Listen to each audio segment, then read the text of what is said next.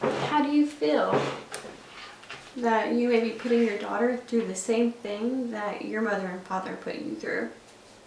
For a good while, that was the most stressful time in my life.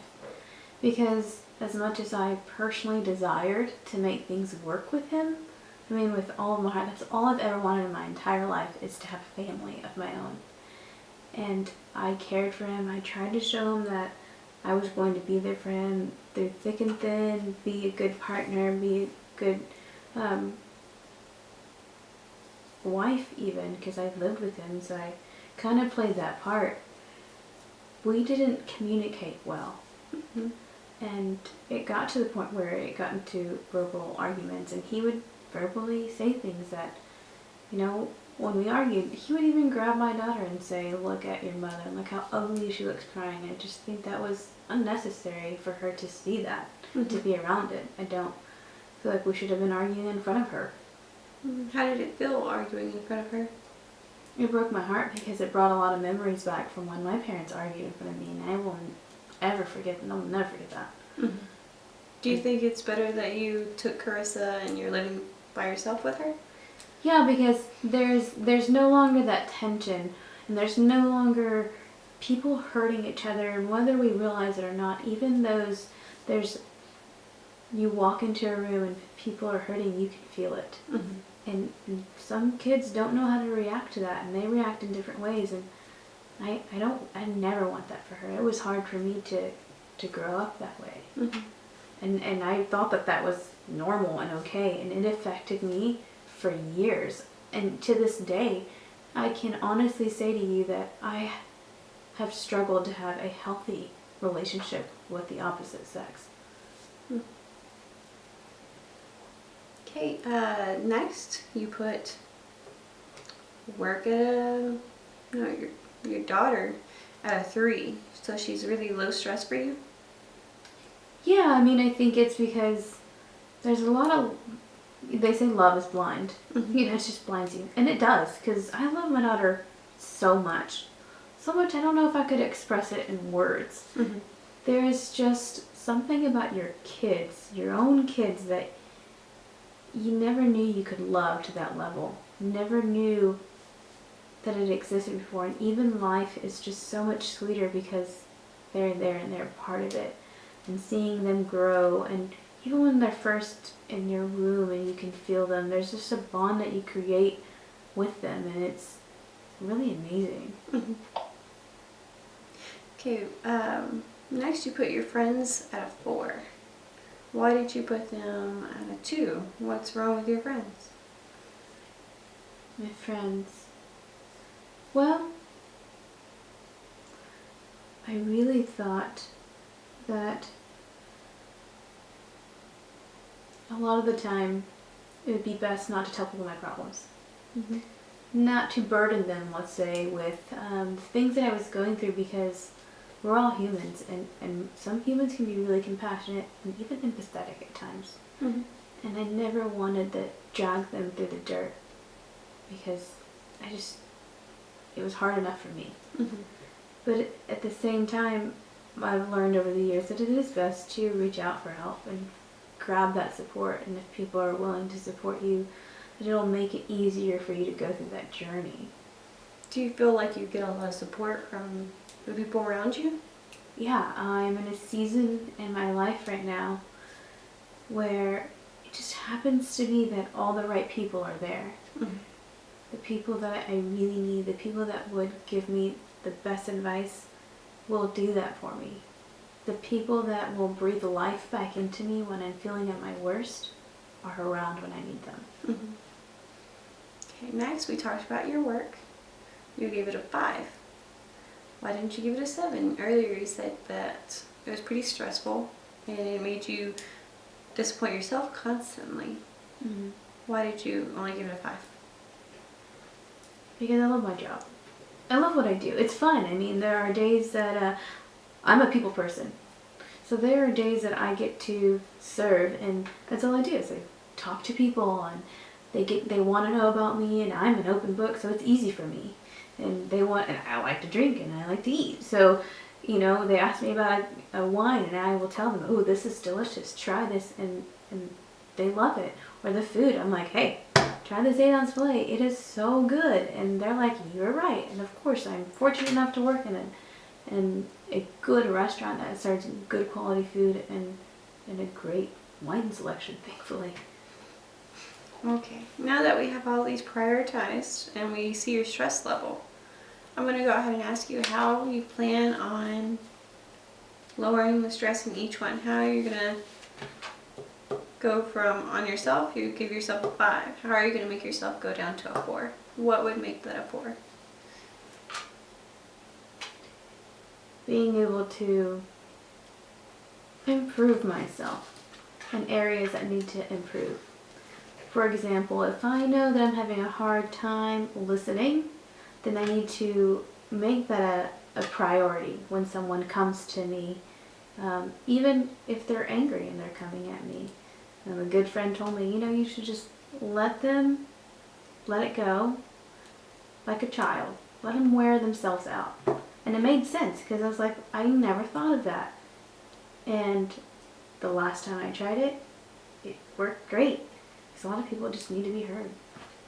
Okay. And what about family? What would make that a 3 since you put it as a 4?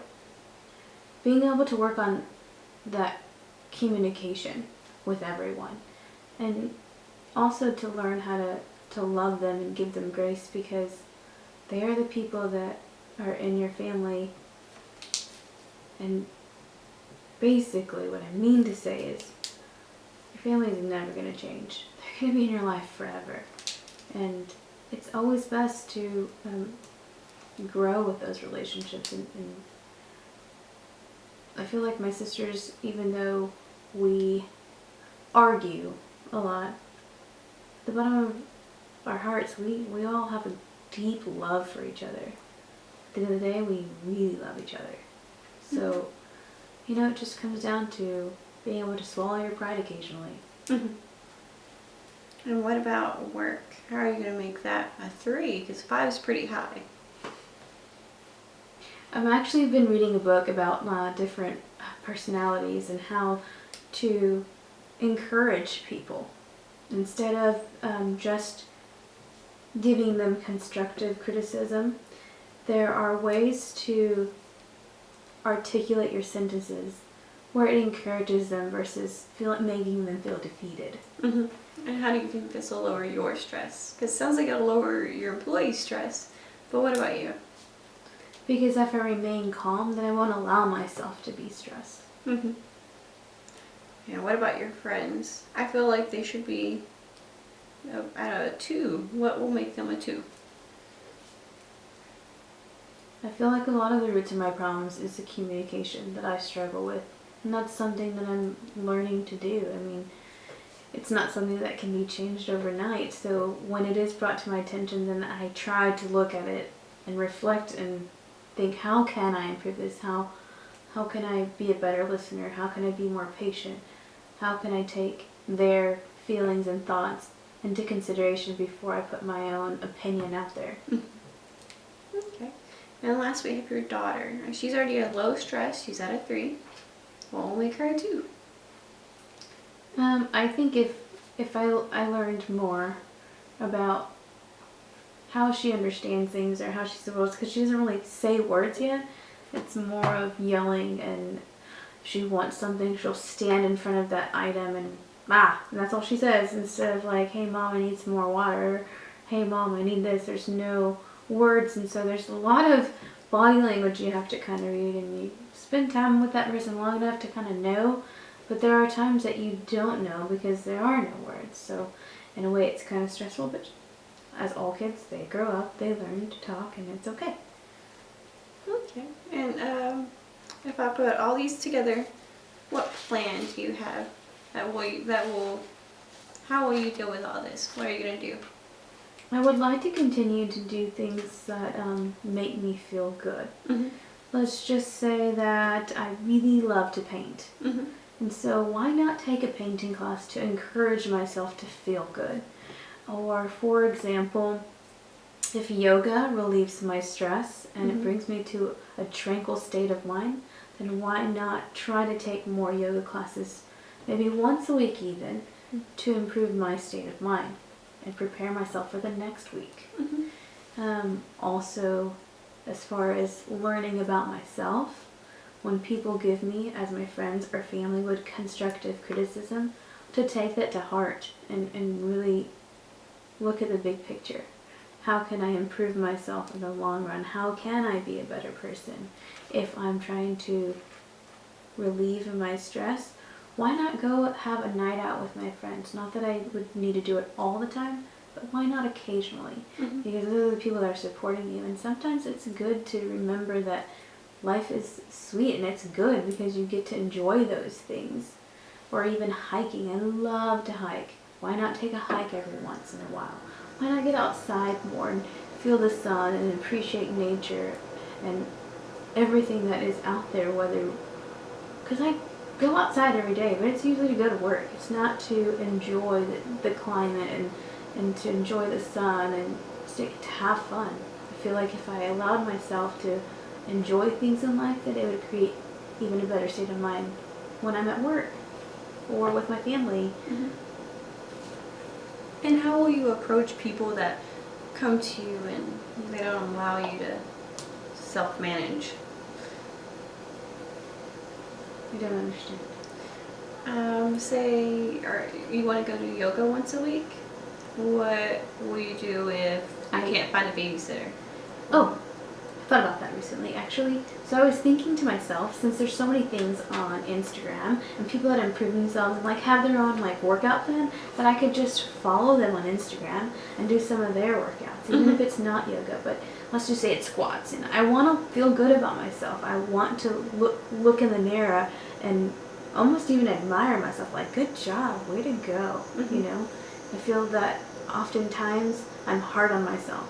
I don't give myself enough credit for the efforts that I do make. Okay. So I'm going to go ahead and ask you, what else, any other stressors in your life that you'd like I know to I talk about? didn't put the father